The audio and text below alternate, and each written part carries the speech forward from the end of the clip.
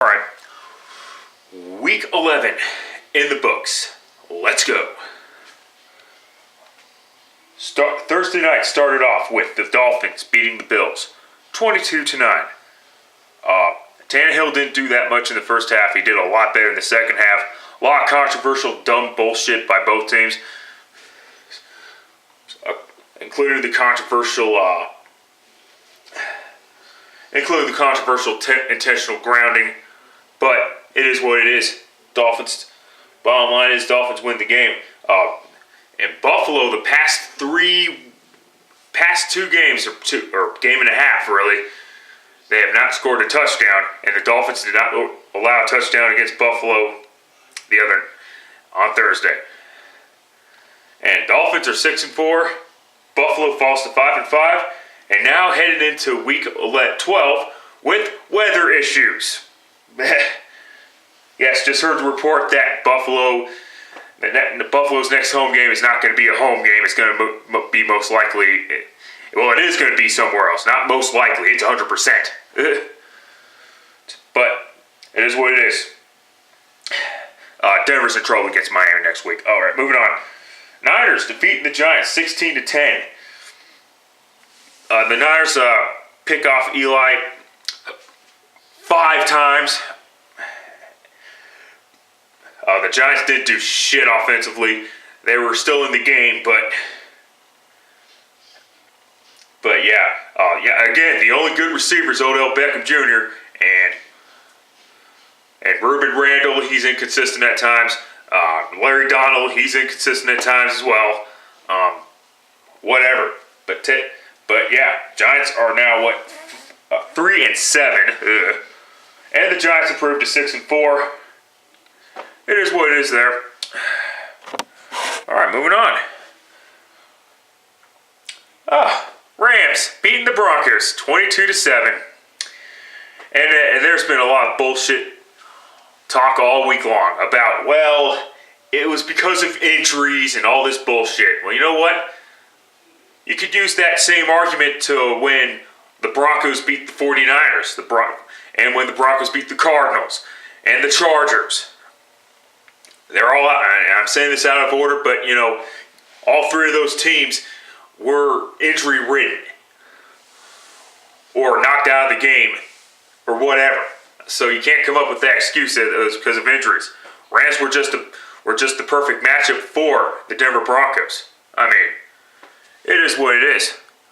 Come on, don't dim out on me, goddammit. Fuck's sakes. Whatever. Moving on.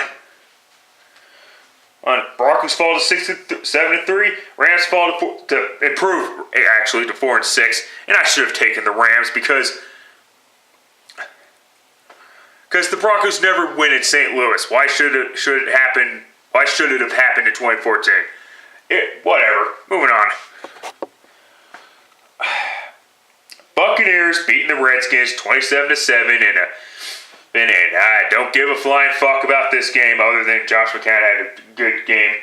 Robert Griffin III had another shit game. Whatever. Redskins fall to 3-7 and the Bucs improved to 2-8. No one gives a fuck. Chiefs beating the Seahawks 24-20 and this was a great matchup between 2 great running backs and Jamal Charles and Marshawn Lynch. I mean, holy smoke. Lynch didn't get in the end zone. Jamal Charles did, but holy shit. This was just a really good game. Yes, the Chiefs still need to solve their wide receiver problems in terms of getting into the end zone, but, it is what it is. By hook or crook. Chiefs are 7-3. Seahawks are 6-4. And of course, every time the Seahawks lose a game, the haters come out of the woodwork like fucking tarantulas. They start spraying their shorts, and then they tell you that they told you so. Now, granted, Seahawks fans deserve it because, Seahawks fans were being arrogant pricks last year, especially last year. But it is what it is. Not by me. I don't give a fuck anymore. I don't give a shit. But who cares? Moving on. All right. fucking Cincinnati. The Saints too, actually. Cincy beating the Saints 27-10. It's really hard for me to figure out this Cincinnati Bengals team. It really is, because you expect them to play, especially, and then you got the Saints as well. Cincinnati can lose to a mediocre Cleveland Browns team. How they were 6-3 at that point, I'll never figure it out. But they go out and kick the shit out of the New Orleans Saints pretty easily. I mean, congratulations, Saints. You suffered your worst home loss in 10 years. fucking A. And of course, the Saints' awesome wide receiver, rookie receiver, Brandon Cooks, done for the season after dealing with a broken thumb or whatever. Yeah, it was a broken thumb. Some thumb injury, but it was obviously severe enough to kick him out for the rest of the season. So my apologies to the Saints for that. Saints 4-6, now tied for first place. Actually, they do not hold the tiebreaker at the moment. Bengals are now back in first place at 6-3-1. Moving on, Bears defeating the Vikings 21-13. Cutler, yes, 3 touchdown passes, but he still threw 2 interceptions. Of course, his receivers finally got going today, even if it is just a little bit. Marshall, Jeffrey, and the tight end, Martellus Bennett. And the Vikings, well, it is what it is. And the Vikings will lose Adrian Peterson officially for the rest of the season. Who didn't see that coming? Come on, really? Both teams are now 4-6. All right, Falcons beating the Panthers 19-17. This was actually a decent game. Not the best game, but a decent game. Yeah. Panthers had the lead at one point. In fact, late in the game, actually. And then the Falcons kicked a game what ended up being the game-winning field goal. But the Panthers had chances to bounce back and respond twice, and they couldn't do it. Tried a 63-yard field goal. Problem is, it wasn't staged enough, just like last year. No, I'm kidding. I don't give a fuck. But when you have to kick that far, you have to kick low, and that means blocks. Simple as that. And the Falcons, because they beat the Saints earlier this year, now hold first place in the NFC North. NFC South. Get it right. South. North, South. Whatever. Fucking tired. All right. Texans defeating the Browns, as I predicted, 23-7 in the Tom Brady backup bowl. That's right, because they were former backup quarterbacks to Tom Brady. but yeah, obviously, Mallett, he played okay. He played efficient. He didn't wow anybody statistically. But he played efficient enough. And how about Alfred Blue from out of the blue? Yeah. How about him in absence of Arian Foster? And how about J.J. Watt scoring another touchdown?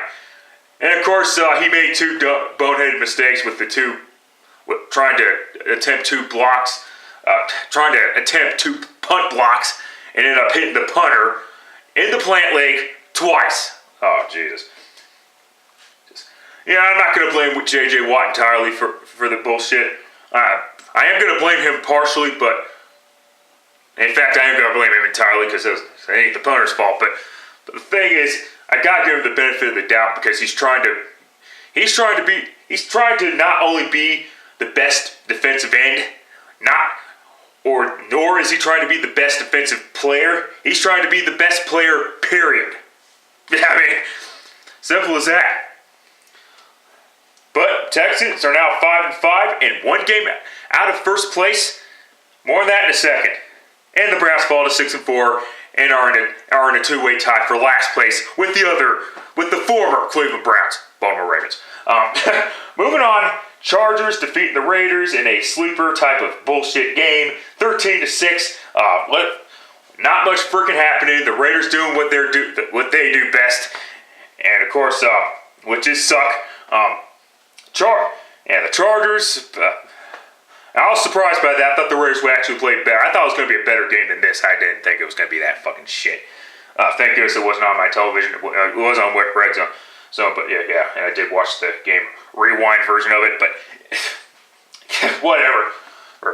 Raiders 0-10. Fuck's sakes. And the Chargers 6-4. Back in the thick of things in the AFC West and in the wild card. Moving on. Packers defeating the Eagles 53-20. I believe it's the first time the Packers have scored 50 points in franchise history, and that franchise has been around since 1921. Not that long ago. Not kidding. Yeah, very long fucking history. So whatever. Aaron Rodgers only 3 touchdown passes this time around, unlike the 6 he had against Chicago the week prior. In the first half alone. I don't know if I mentioned that or not. If I didn't, obviously, I forgot to. Whatever there. And the Eagles, well, Mark Sanchez is back to typical Mark Sanchez. And as soon as the Packers scored a touchdown on defense to make it 39-6, that was when they cut this game off and went to this game. Cardinals defeating the Lions 14-6. I told you my words about this game were going to bite me in the fucking ass, and bite me in the ass it did. Holy shit. Congrats to the Cardinals. They're 9-1. But now they got a tough 6-game stretch. Can they do it? Can they finally do it? Will they make the playoffs? Wouldn't surprise me if they did now, because, come on, given the history since 1990, every team that started 9-1 has made the playoffs. I will try to find some argument to fight against it, or whatever. But hey, now as far as the game goes, Stafford really disappointing. Stanton, he had a good game. 2 touchdown passes, but he threw 2 interceptions, so he has some flaws there. It is what it is. Shouldn't have said what I said, so my apologies to the Cardinal fans. It is what it is. Alright, Patriots defeating the Colts 42. By the way, the Cardinals are 9-1, like I mentioned, and the Lions fall to 7-3, still in first place, and hold the tiebreaker because they beat Green Bay earlier this year. Patriots defeating the Colts 42-20. And it was really close up until the fourth quarter happened. And Jonas Gray, 4 touchdowns on the ground. Gronk caught a touchdown. And the Colts, they worse. Andrew, as far as Andrew Luck goes, probably one of his worst performances ever. But he still threw for 300 yards, so that streak continues for him. Oh, and I forgot to mention about Peyton Manning. Going back to the Broncos, this was the first game this year where Peyton Manning did not throw multiple touchdown passes. He's usually, because up until that Rams game, he was able to throw 2 touchdowns, at least 2 touchdowns in every game until the Rams happened. And the Rams kicked the fucking shit out of them. It is what it is. But back to the Patriots for a moment. Back to the Patriots and Colts. Well, not much. Well, no, not back to that because it is what it is. Patriots are 8-2, and they're the best team in the NFL right now. At least in the AFC.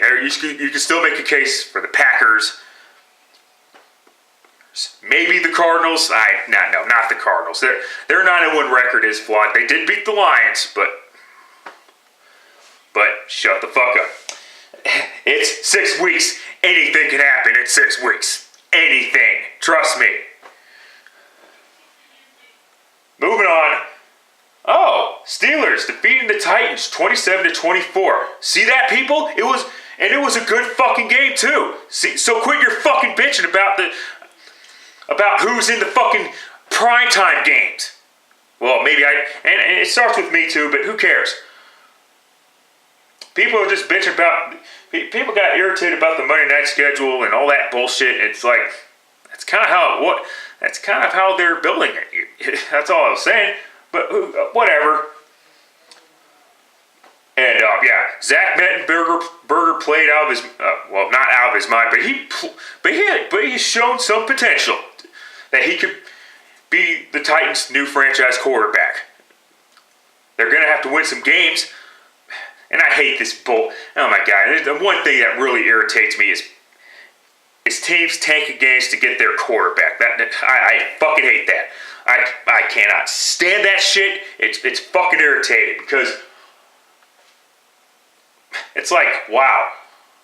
It's like, wow, okay, you want the worst record? And I fucking hate that. People are going to defend it these days because people have always defended it because, well, they get the player that they want, whatever the fuck, but I hate that shit. But back to the game in general. Let me get back to the point. I'll just say this about the Steelers and Le'Veon Bell. Le'Veon Bell kicks fucking ass. Simple as that. Over 200 yards on the ground. Big night for him. Really big night for him. What else? Oh, yeah, and then, like I said, Mettenberger, two touchdown passes. He did throw that dumb interception, I believe on the first possession, if I'm not mistaken. Roethlisberger, he played okay. He played pretty good too. Antonio Brown, he did his thing. Or whatever. Shit. So yeah. So again, quit your bitch about the Monday night schedule. And this past week went 9-5. A very frustrating 9-5 because there were a couple teams that fucked me. The fucking Redskins. Fuck the Redskins and fuck Robert Griffin III. Oh, but he suffered from ankle injury, and that means he's not that bad a quarterback. Later, let me scratch my nuts and then sniff my fingers because my nuts smell like strawberry ice cream. Shut up. Whatever. And of course the Colts. So I should have taken the Patriots from the get-go. Get the fuck out of here. Should have changed it to the Patriots. Whatever. And the Lions, well, they had 2 gift wrapped interceptions and they couldn't do nothing with it. Like, fuck you, Detroit. Till next time, later, fuckers.